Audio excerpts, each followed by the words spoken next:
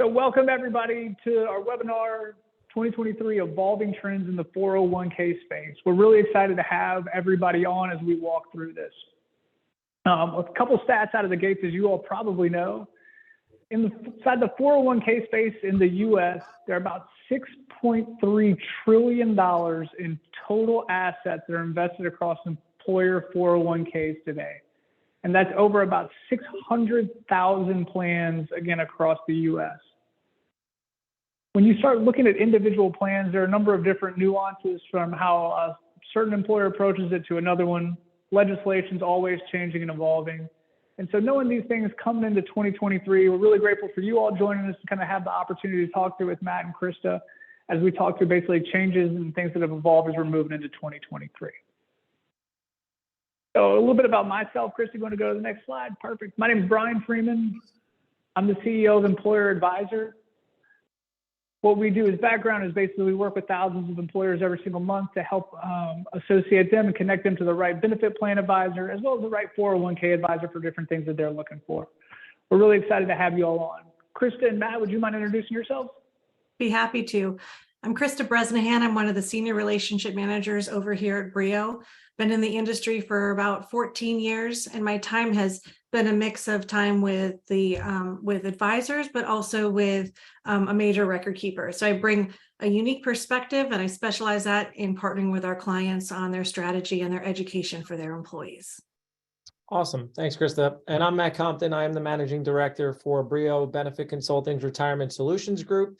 I have been in the corporate retirement plan industry for over 20 years at this point, 12 of which was actually spent working on the provider side and the record keeping side of things. So we do have a pretty unique perspective on the role that we now serve, which is as an advisor and co-fiduciary to our clients on the oversight of their 401ks, 403bs, pretty much any employer-sponsored plan is typically areas that we can assist our clients and their plan participants with. Just a little bit about Brio. We are passionate about what we do, and it's shown in the recognition we've received from our clients, from our peers across the industry.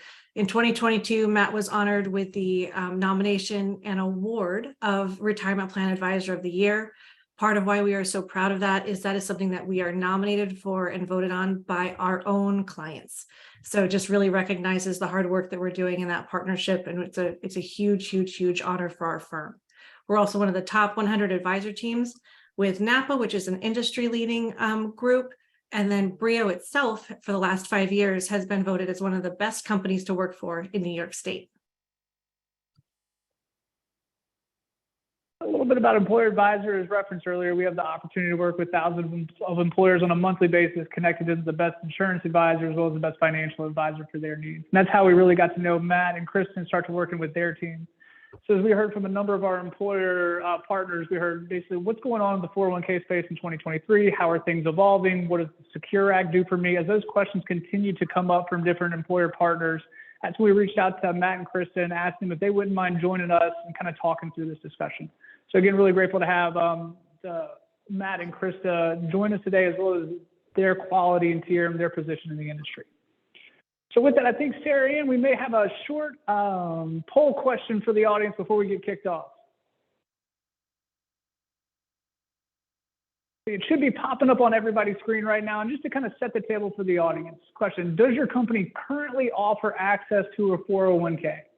Yes, no, or I don't know. And kind of the goal here is to better understand the audience and see kind of who's already in that game, who's kind of considering moving to that space, kind of where to go from here.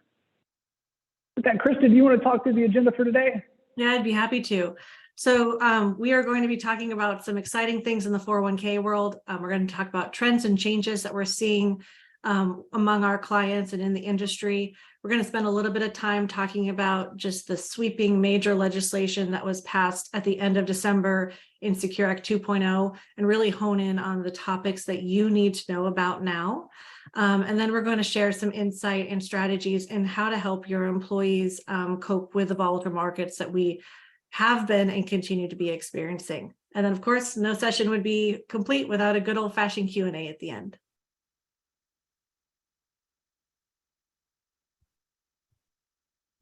All right, so as you're seeing, that should have popped up on the screen, poll results. Wow, 96% people currently offer a 401k today, which is awesome.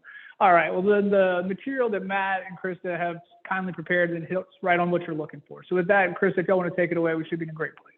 Perfect. Thank you. All right. So a couple key trends that we are seeing going from 2022 into 2023. One of the top ones continues to be automatic features in retirement plans. And so that's going to be an automatic enrollment, and really often partnering that with an automatic increase that's going to help put your employees on track for successful retirement over their time while they're employed at your firm. Over the past probably 10 years, we've continued to see this become adopted and basically expected by many employees and employers. And you'll see the automatic features coming through in some of those legislative changes that were part of Secure Act 2.0. Another thing we continue to see is an increase in 401k matching contributions, and employers really looking at using that as a tool to help recruit and retain employees, and really focusing on those top level employees that are going to make the difference for their practice and really move them forward.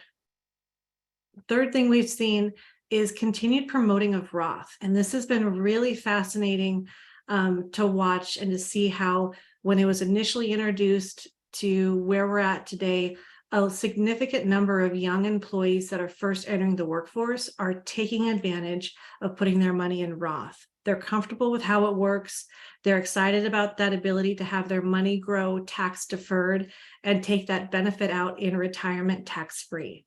You also see legislative changes that continue to move Roth forward and promote it. And we'll talk about some of that in the Secure Act 2.0 section also. We continue to see a focus on what employees and plan sponsors expect from education tools, both education and record keeping tools, both from a 401k provider or a 403b provider standpoint, but also from their advisor partners, and really focusing on knowing they need to help their employees understand the benefits that they offer and then how that impacts them long term. And then lastly, one thing that I think we've all kind of thought was going to kind of go by the wayside, but continues to come back into focus, is social responsible investing, or right now we're seeing it as ESG funds. This continues to be a conversation that we have both with our committees on if it's the right fit for their plan and for their employees, but even just this past week with President Biden signing an executive order to continue to uphold the current standards for ESG investing. So it continues to be something that's in the headlines in our industry, and the topic's not going to be going away. Awesome. Thanks, Krista. So just a couple of things. First of all, I noticed that there is a Q&A down at the bottom. I would encourage all of you to feel free to use that throughout. I have a wife and 3 children at home, so I'm used to getting interrupted, and Krista does a really good job of maintaining that Q&A and kind of chiming in if there's questions that we think are relevant to the group. And obviously this is your time, so we want to make sure that you get the most out of it. So as Krista just alluded to, we've done a number of things here. I mean, obviously the goal is to talk about some of the trends leading into 2023. I think that really the easiest way to do that is to also just understand the magnitude of the legislation that was passed pretty much on the eve of the new year, which was Secure Act 2.0. And Secure Act is something that many of you have probably started to hear by now. It's been, I mean, Secure Act 2.1 passed, over 2 years ago.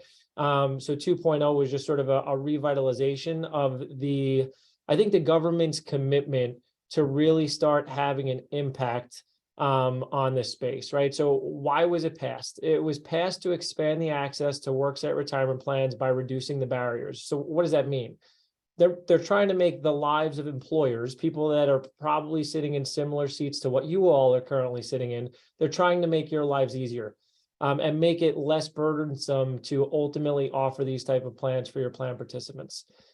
They also want more people enrolling at a younger age, saving more, increasing over time, and putting themselves in a position where they are going to achieve retirement readiness. And again, that's something that the industry has really shifted gears on over the course of, I would say, the last 7 to 10 years, is to stop just showing people what their account balance is and start making them understand what that's going to translate into when they ultimately go into retirement. They're also looking to help the older workers accelerate savings as they get closer, and ultimately convert that account balance into some sort of a guaranteed income for life, similar to the traditional defined benefit plans that some of the older generations may be more familiar with. And as I said, they're really looking to lessen the administrative burden, right? And along those lines, just to kind of further that point, just in the last 2 weeks, the government made additional strides in that regard to changing the audit rules that they impose on 401k plans, where in the past they were really looking at the all eligible employee and balance count. So just to put that in perspective, let's say you had 400 employees, but only 20 people were actually participating. Well, up until 2 weeks ago, up until the beginning of 2023, you would have been required to go through an annual plan audit on the 401k plan. That's no longer going to be the case as of 1/1/23. Unfortunately, it doesn't impact your 2022 audit. So if you were in that boat, unfortunately, I have bad news for you. You got to continue down that path. But for 2023, you would no longer be required, depending on how your plan shakes out. So again, there's a lot that we could get into just on that topic. If you have questions on it, certainly encourage you to reach out to us after the fact, and we could help you do some of that math to figure out if that's required of you or not. Okay. So some of the changes that we're seeing in 2023, and a big piece of this is all in the annual limits, and also some of it is in Secure Act 2.0. But we did see an increase in how much employees can save into a qualified plan, a 401k or a 403b, from 2022 to 2023. For all of us retirement plan nerds out there, this was actually a substantial jump. We all geeked out about it for like a couple weeks to see that jump from 20,500 all the way up to 22,500. So it was a big jump. We don't usually see increases by that much. So it's definitely something that your employees can really take advantage of, some additional savings. They continue to push out the RMD age, so that required minimum distribution, that time when employees are required to start taking distributions from their retirement account. They've pushed that out to 73, and then the Secure Act 2.0 actually continues to push that out even further as we get over the next few years. The IRA limits had a little bit of an increase from 6,000 to 6,500. So just something to keep in mind if you are participating in an IRA. But last, and this is important because I don't think a lot of us have really paid a ton of attention to it, the covered compensation. So the amount of compensation that's covered by the plan and your employees are going to receive a match on had a good jump. So it went from $305,000 all the way up to $330,000. I want you all to kind of think about that and make yourself a little note, because that means your match obligation has increased from 2022 to 2023. Great points, Krista. And again, yeah, that is a significant piece. We even here at Brio, we get asked the question by some employees from time to time, like, hey, how come my match stopped, right? I mean, if that number was lower and now all of a sudden it's increasing, again, from a financial standpoint, from a budgetary standpoint, it's certainly important for the finance folks to be aware of that, because depending on your headcount, that number can certainly be significant. So let's get back to, what are some of the trends and how does that sort of relate to Secure Act 2.0? Well, I think the biggest thing to take away is that there is no doubt that the government is 100% committed into getting more people into these type of plans, whether it's a 401k or a 403b. And I saw a question in the chat. I answered yes to the 401k question, but we have a 403b. It's all good. Ultimately, those two plans are ultimately identical, with a couple of superior plan design benefits actually being available in a 403b, but that's a discussion for a different day. But on automatic enrollment, so within 2.0, there is ultimately a provision. And just so you know, EACA stands for Eligible Automatic Contribution Arrangement. Okay, so what that means is, as of 1/1/23, if you have started a 401k plan already this year, you will be required, as of 1/1/25, to have amended that plan to include automatic enrollment at a rate of 3%, an auto escalation feature of 1% a year up to 10%, or you could go as high as 15%, but at a minimum, you have to include it at 1% up to 10% every year, and you have to have a qualified default investment alternative. So what does that all mean? Well, long story short, again, they want you to get your employees into these plans, right? So if you had a plan previously, you are considered grandfathered, but although you may be grandfathered and don't have to adopt these provisions by 1/1/25, I would challenge you to ask yourself if you still think that's a best practice approach, right? Because if the government is saying that all new plans have to do it, but not requiring you to do it, you have to recognize that as your employees are maybe out there and going from one employer to another, this is going to now be the norm. They're going to be used to automatic enrollment. It's not going to come as a surprise to them anymore. And the truth is, automatic enrollment has been around in some way, shape, or form since 2006 with the passing of the Pension Protection Act. I was having conversations on this topic back then as well, although it was certainly far from required and mandated for new 401k plans at that time. But at that time, we were seeing a lot of human resource people, a lot of administrators, a lot of people that were of the premise, I can't make my employees do this. It's their money. If they want to enroll in the program, if they want to save, they can. I can't automatically take it out of their paychecks. That has done a complete 180. What we are seeing when it comes to automatic enrollment is a capture rate typically of over 90% of employees that are automatically enrolled stay inside of the program, right? And you see similar capture rates for plans that include auto increase. Now, why is that the case? Well, I would argue it's the case for two reasons. One, I think most people truly do want to save for retirement, right? And they know that they want to save for retirement, but they likely think that they can't afford it. And in some cases that maybe they really can't afford it, right? But what you see with automatic enrollment is once you put them in and you take the onus and responsibility off of them having to sit down and fill out paperwork or log into a website that they don't understand yet and do certain things in order to get signed up for the plan, they likely make the decision to say, let me give it a pay period or two. Let me see how much is that actually impacting my take-home pay. Since in the case of automatic enrollment, it's pre-tax money, it's not going to impact them as much as they think. And then ultimately they make the decision where they say, it's not so bad, I'll just leave it alone. Or the other part, candidly, they just don't pay attention at all. And then in 6 months, they wake up and they go, wow, I have $600 in my 401k plan. How did that happen? It seems to be growing pretty quick. I'll just leave it alone. Right. So those things are I think are what is coupling to situations where you end up having significant impact on your employees, and especially in the younger demographic, that can have a tremendous impact on their overall retirement savings as they get closer to retirement. Okay. So again, plan adopters, you have until 1/1/25. If you just started a plan this year, if you are grandfathered, again, I would just challenge you to really take a look at that. Get an idea of what your plan participation is, because I think that you will find, and we've been doing this a long time, we could do education meetings for our clients every single day, and we do. Nothing has a greater impact over the retirement readiness of our plan participants than installing the correct provisions at the plan level. So again, even if you're not, even if you are grandfathered or not required to go through these changes, I would encourage you to take a closer look and see if it's something that makes sense for you all. Okay, so next piece of information that has come to light is the matching on student loan payments. And again, this is something that's been out for the last couple of years, really because of a piece of case law that kind of started it all. And then I think people didn't necessarily understand the case law correctly, so they just tried to figure out a way to adopt it. But that's the matching on student loan payments. So one of the things that we run into often, especially with younger employees that have entered the workforce in the last 10 years, that have significant student loan debt is, hey, Matt, hey, Krista, would love to. 401k, 403b savings sounds like a great idea, but I've got $120,000 in student loan debt that I need to kind of work on paying off first, right? And that's certainly a fair reason on why they wouldn't be able to start saving for retirement at a younger age.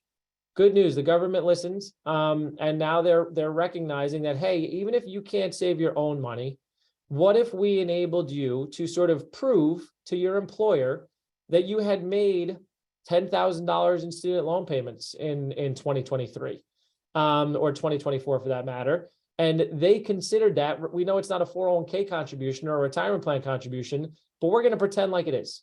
We're going to pretend like instead of you paying that $10,000 back to the institution that maintains your student loan, we're going to pretend like you put that $10,000 into your employer-sponsored retirement program. And then we're going to let your employer match on those dollars. right? So just to be clear, I think some people have looked at this and said, well, how's that going to work? How am I going to, match my employee's student loan payment? And how am I going to facilitate moving that money over to the financial institution that maintains those student loans? You're not, right? That's really not what this is saying. What it's saying is you are ultimately able, beginning in 2024, to recognize your employees' student loan repayments as a retirement contribution. Again, even though it's not a retirement contribution, but you would do the same math and you would figure out what match they would have been entitled to based on those student loan repayments that they would have made during that same plan year. So again, significant piece of legislation that was included here. Something that we could tell you just in our conversations. There is definitely, I think, going to be an appetite for this, particularly as the competitive landscape to attract and retain key employees continues to come to the forefront. I think more of your younger demographic is going to be looking for these type of bells and whistles within your employer sponsored plan. Matt, this is kind of very impactful to your point. The steps to actually set this up as an employer, I'm thinking through like literally for ourselves as well, and kind of the steps that we have to go through to set that up. Like, what does that look like from your side? It's outside of like participant communication, legal structure, et cetera. Like, walk us through that. Yeah, so that's a great point, Brian. And there's a few things in Secure Act 2.0 that I think that's part of the reason why the government has sort of allowed for these grace periods, because you have to realize, which I know you do, right? Anytime you make these sort of changes, it doesn't just impact what you're doing inside of an employer-sponsored plan, right? It impacts payroll. It impacts testing and non-discrimination testing requirements that you as an employer have to go through, depending on which of these provisions you're ultimately going to be offering. But specifically on the student loan repayments, again, and we're awaiting further guidance. But the reality is, the way that we understand it is an employee will have to be able to provide the documentation to prove that they made student loan repayments throughout that calendar year or throughout that plan year. Then the employer would work with their record keeper or their third-party administrator to build that in, right? And ultimately declare it as a retirement contribution, even though, again, it's not a retirement contribution. And then you would follow the same math that you do on the rest of your employer 401k match, right? And then you would need to process that as the employer. You would need to process that match into your employer-sponsored 401k or 403b. If we have a client that is interested in this, when looking at plan design, we would advise to, if they currently provide a match every payroll, it would make more administrative sense to look at changing that match to be an annual match. Because you don't want to go to your employees and ask them, did you pay your student loan this month? Did you pay your student loan this month? Like, that's going to drive everybody crazy. But if you could do a look back for the full year and then provide that match on the year, it's just going to be easier from an administrative standpoint. And knowing this is going to have a bigger impact. I mean, it's a younger generation that's churning employers more often, and this should really help to retain people. To your prior point, if this was something we were interested in as an employer, would I reach out to you all, my record keeper? Like, what would be the best place to kind of get that started?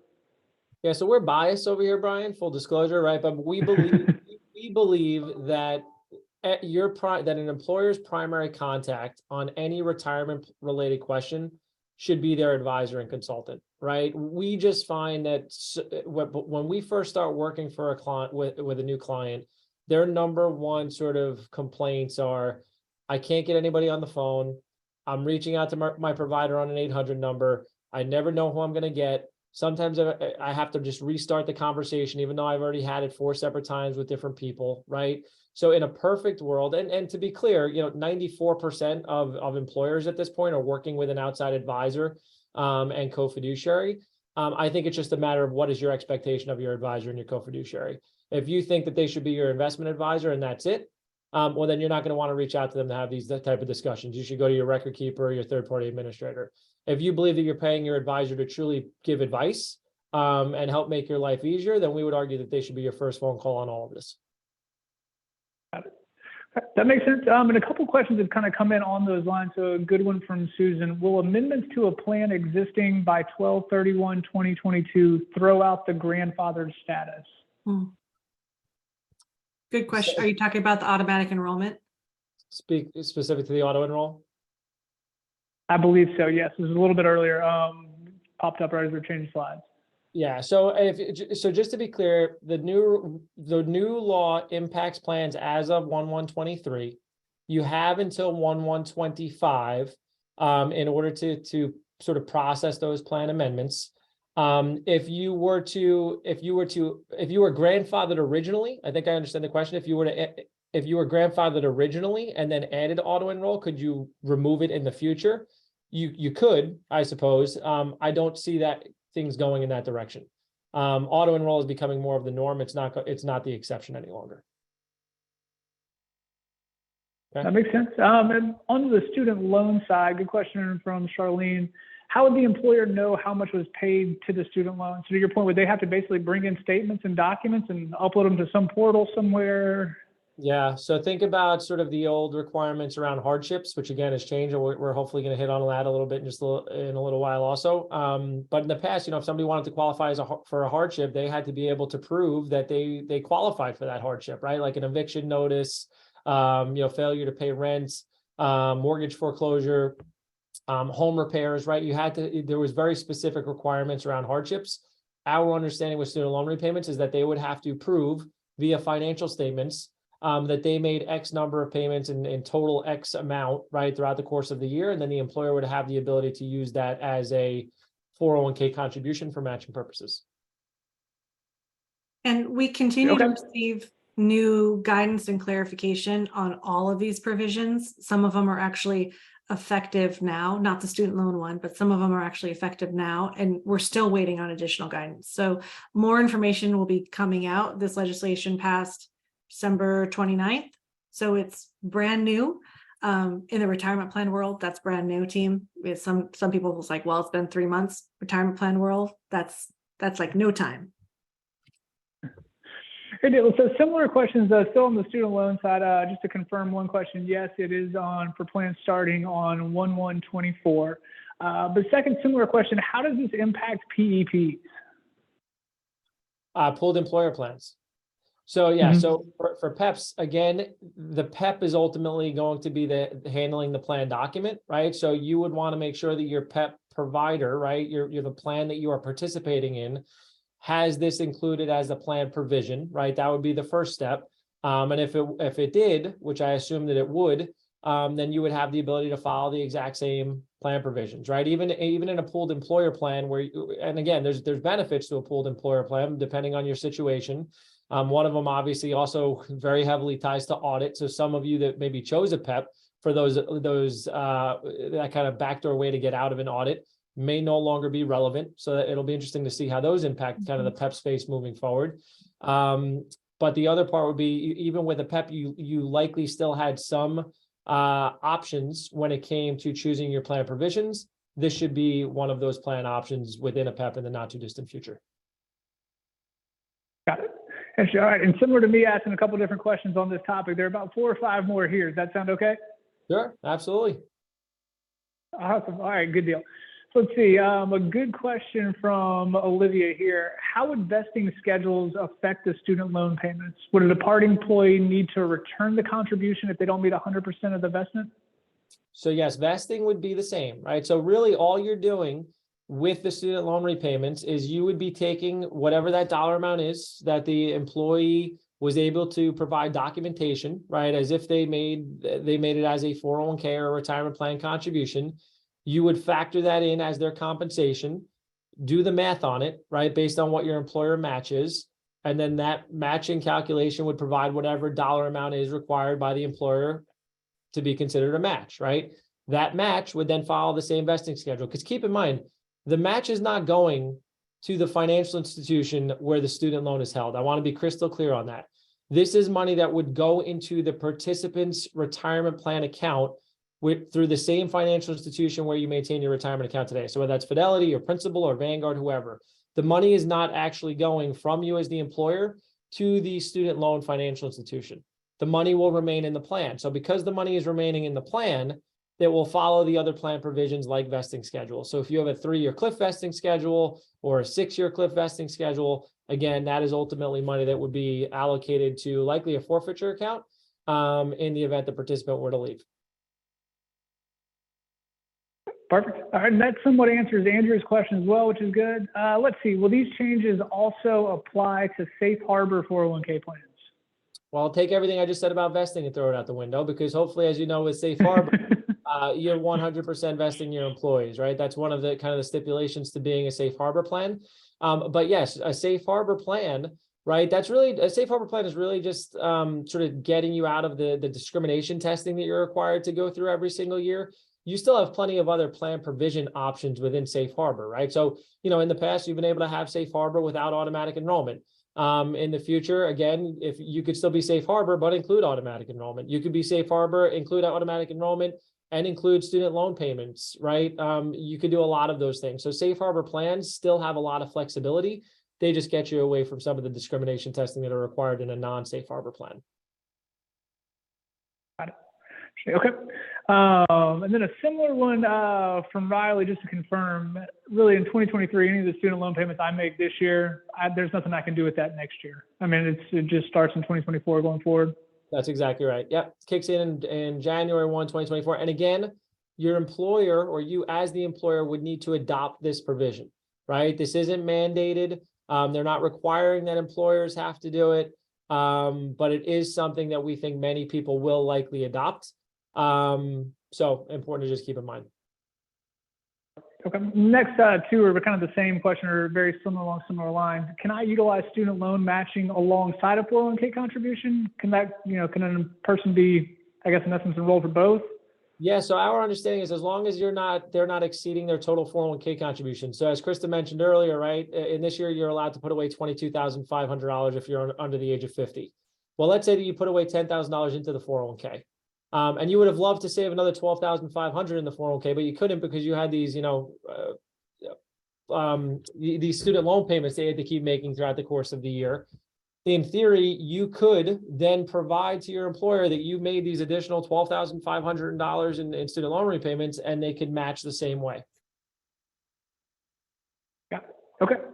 All right. And last question just on this topic regarding the student loan matching. If an employer switches their 401k TPA and their 401k company after 1/1/24, would this new rule apply to us? And that answer is yes, in essence, correct?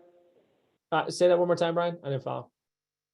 If you're switching your TPA as well as who your investment advisor is after 1/1/24, this also applies to you. Yeah, that has nothing to do with it. The investment advisor really doesn't have anything to do with it, other than maybe their own personal opinion on which of these provisions make sense for your employee demographic. That's it. Okay.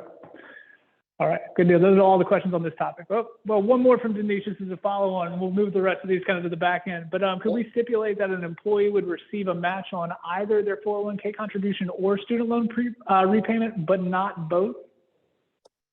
That is an excellent question, and we're still waiting to find that out. So my understanding as of now is yes, because you don't have to necessarily build in the student loan payment option. It's an option. It's not a mandate. So I don't see why not. But again, we could provide further clarity on that in the not too distant future. Awesome. Okay. Perfect. Thank you. Of course. This next one's going to be controversial. Are you ready, Matt? Yeah, absolutely. I'm ready. All right. So another thing, as Krista mentioned, sort of in the hot topics and trends, right? There's definitely more of a focus, or I don't know if I'd use the word commitment, but more of a focus on Roth, right? And Roth, again, has been around for quite some time. There's a lot of information in the next couple slides, so I'm going to kind of breeze through a little bit. But up until now, employees have had the option in many plans to contribute their money as a Roth contribution. Now, again, just to be clear, hopefully everybody knows this. This is not a Roth IRA, right? You cannot confuse Roth, well, you can, but you shouldn't. You shouldn't confuse Roth IRA with a Roth contribution into your employer-sponsored 401k or 403b. Why? Well, why? Because many people are not eligible for a Roth IRA, depending on your income limits and whatnot. Everybody is eligible for a Roth 401k or 403b if your employer allows a Roth money source within the plan. Many employers do. Again, I would say north of 85% of employers at this point offer a Roth money source inside of their qualified retirement plan. Now, if you as a participant have elected over the course of the last 5-10 years to make your contribution as a Roth, and your employer offered a match, you would still receive that match, but the match has always gone in as pre-tax contributions. That's not specific to your employer. That's been specific to the industry, right? So employees can make the decision to classify their money either as a pre-tax contribution or a Roth, but employer money, whether it's a match or a discretionary contribution, has always gone in as pre-tax money. As of 1/1/23, sponsors can elect to add a provision which would allow them to make their employer match or employer contribution as a Roth. Now, this is one that kind of shocks me that they didn't give more of a runway or leeway to actually have it processed, because most record keepers, if not all, were not set up to be able to handle this, nor were payroll providers, right? So although you can amend your plan as of 1/1/23 to allow for it, there's really no way to do it, at least not to our knowledge. And things are changing every single day. But why is that the case? Well, a couple of reasons. One, Roth money can't be forfeited. So if you have a vesting schedule, like we just discussed within your plan, and you've been making matching contributions, well, that money can now, if the person leaves, can't go into a forfeiture account. So where exactly does it go? You have to get rid of your vesting schedule, at least the way it's written at the moment. So that's a big problem. The second part is that it's going to have an impact on a participant's tax implications, because it's recognized as income in the year in which it was received.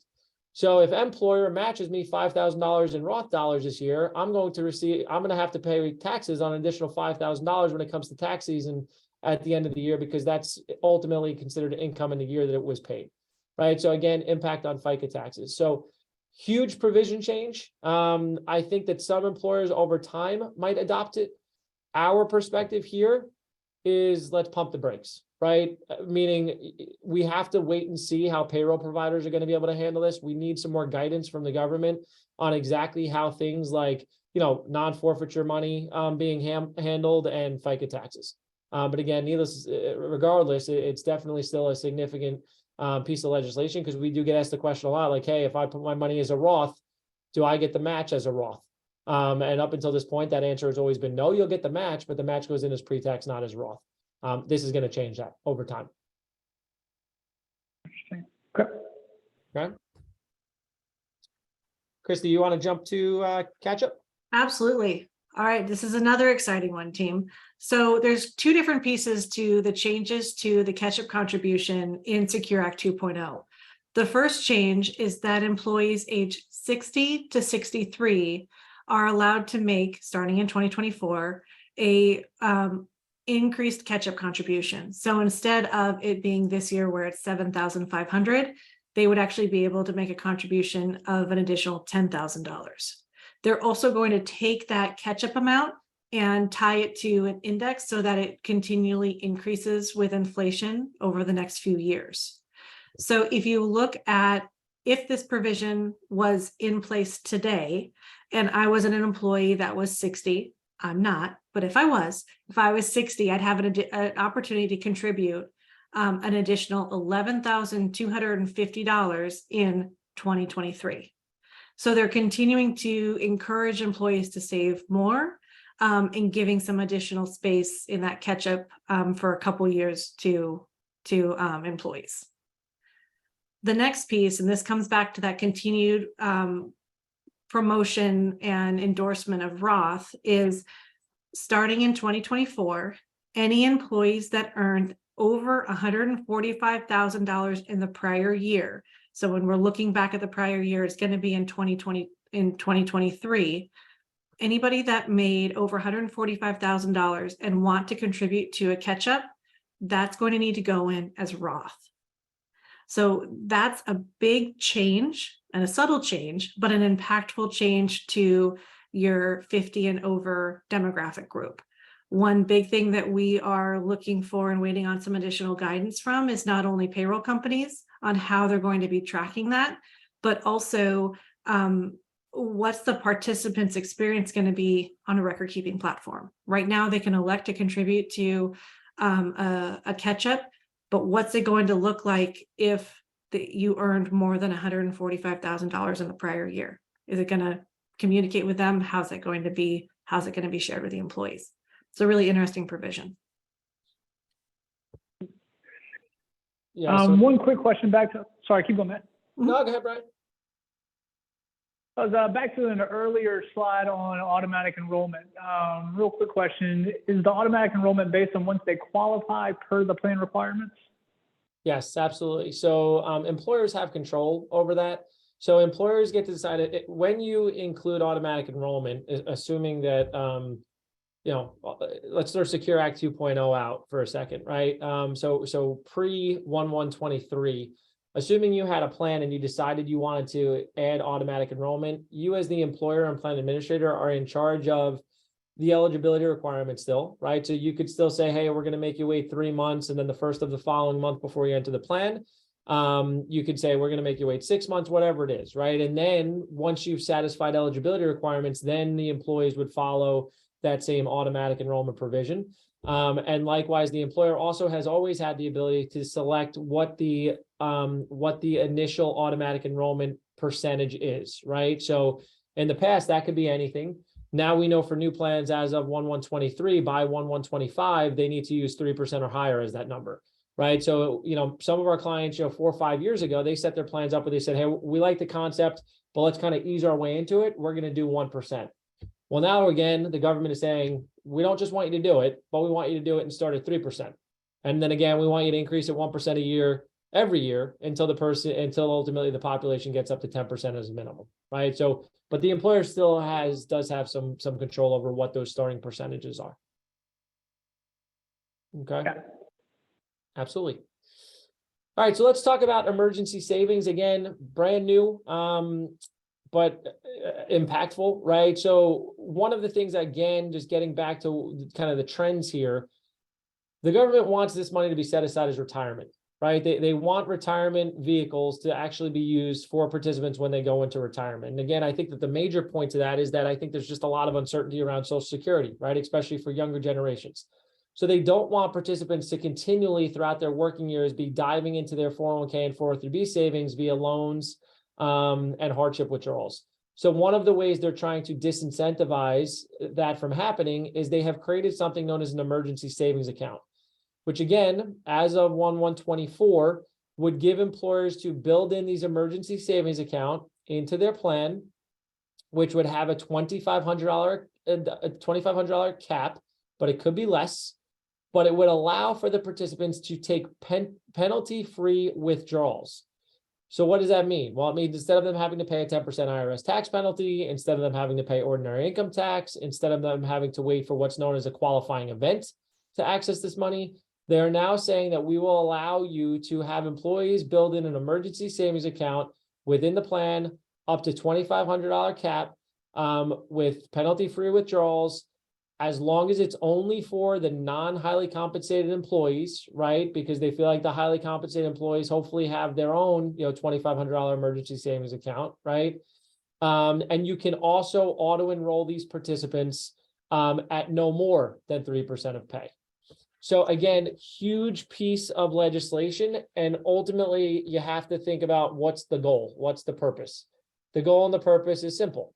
Try to get people to leave their money in their retirement plans. But if they really are in a pinch and they need to be able to access funds from someplace else, you could have this emergency savings account. So again, great opportunity. Something I think most people are going to be interested in because you never know what could potentially happen, right? Life changes, life events happen. So having this type of a feature offered inside of the plan could be a huge benefit. And again, I should have mentioned it, but if you are offering a match in your 401k or 403b and launch the emergency savings account, you have to also match the emergency savings account, right? So again, huge benefit for employees that are going to need need to be able to access their money in the event of an emergency. But really, everybody's different, and this is a really unique provision. It needs to be the right fit for your plan. It's not going to be the right fit for everybody. It has to be the right fit for your plan. Great point. So on that note, and kind of this being a little bit unique, good question from Holly. So is this emergency savings piece a requirement?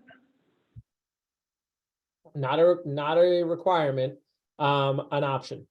So again, totally up to the employer, totally up to the administrator on what you want to adopt. But you will be able to adopt the emergency savings account. So again, to Chris's point, in situations where you feel like your hardships are constantly getting processed. You've got a lot of loans outstanding on your plan. This could be another option based on your population to try to give your plan participants the opportunity to access their money in an easier method, and if they're in some sort of a financial distress.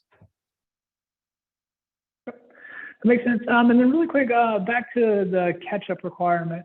When you look at total compensation for catch-up contributions, are you looking at compensation for the calendar year or the fiscal year of the plan? The 145,000 would be for, that's a really good question. Would that'd be for the plan year, wouldn't it, Matt? It's for the plan year. Yeah, it would be based off of their plan year. That's correct. Thank you.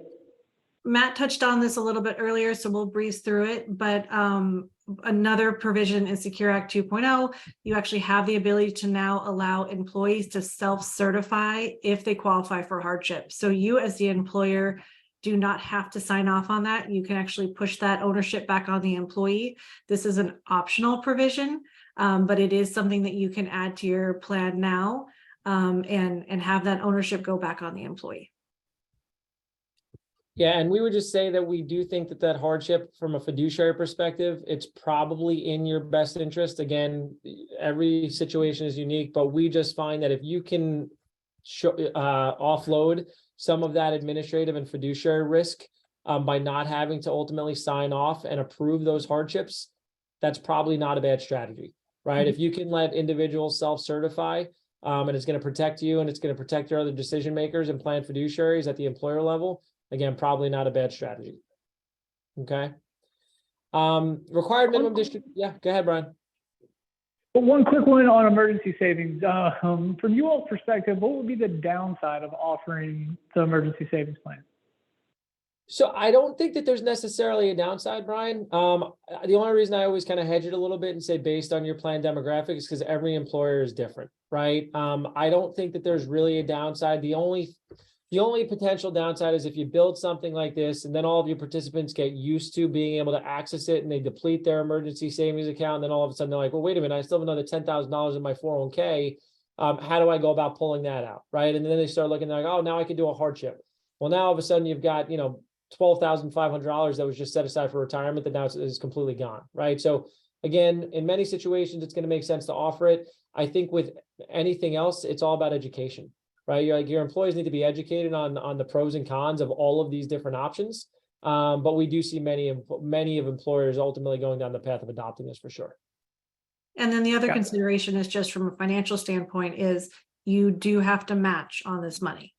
So as long as you're comfortable with maybe expanding your match obligation a little bit, just being aware of that's going to be part of the calculation at the end of the year.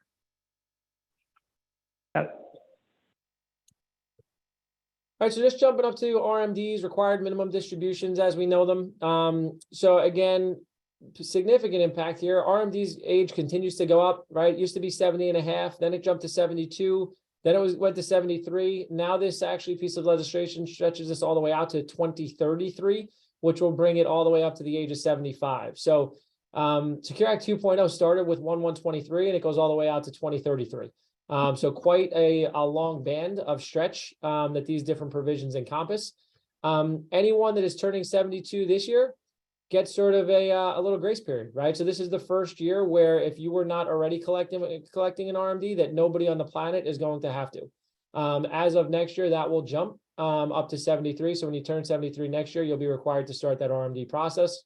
Again, you can work with your advisor and certainly your record keeper to figure out who, if they're still working, is ultimately responsible for those RMDs, and they could assist you with processing those accordingly. All right. And then one of the two last things that we just want to hit on is the startup tax credits. Again, huge here for employers that maybe have not sponsored a 401k in the past, where it used to be they used to grant startup credits of 50% up to $5,000. That limit has now been raised to 100% of the first $5,000. That is significant. Again, government's way of saying we want you to have these plans, and we're gonna ultimately help finance getting them set up for you. The other part is that new in 2023, in addition to the startup credits, they are also going to give you tax credits for any employer contributions that you are putting into the plan, which can be up to $1,000 per employee per year, up to 50 employees. And then from 50 to 100, it's 2% each of that contribution from 50 to 100. So again, huge tax credits for employers that have not currently started offering one of these plans. For those of you that are looking to start a plan as of next year or now, right, I would encourage you to reach out to us or your advisor or whoever it is that you're comfortable with. There's a lot of calculations that going in to figure out exactly which tax credits you're going to be eligible for, but we're happy to assist you with that. All right. And then the last part is just notice requirements. This gets back to my point early on in the hour, right, about easing the administrative burden of offering these type of programs. So in the past, there was a lot of notices that went into offering these plans, right? Every single eligible employee, everybody that had a balance in the plan had to receive what they call 404A5 notices, which are the participant fee disclosures. The employer had to receive a 408B2. If you had a QDIA, the QDIA notice had to go out. If you're a safe harbor plan, the safe harbor notices had to go out. There was just a lot of notices. Again, the government has reduced that.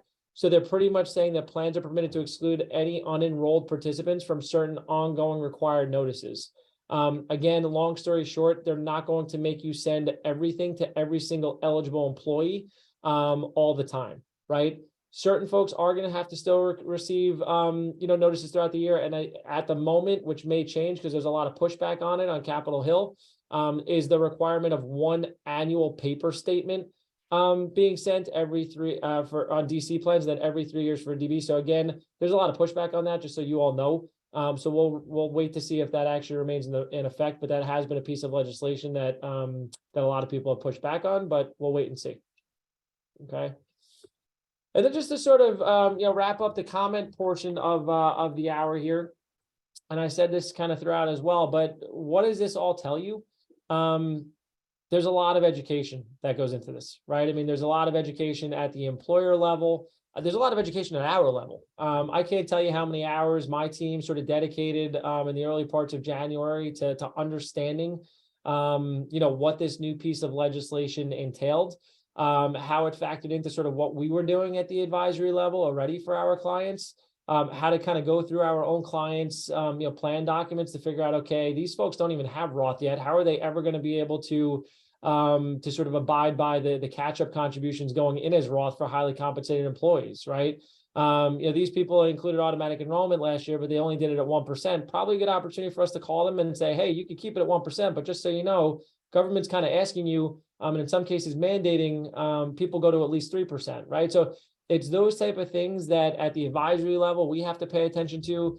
At the employer level, you should certainly be paying attention to it and being aware of what your options are, because we are even starting to see it trickle down to the participant level where they're getting educated on some of these provisions and then going to their employer saying like, hey, I heard about this, or I read this on Yahoo Finance.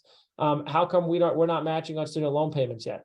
Right? It's those type of things that are important and certainly coming to the forefront.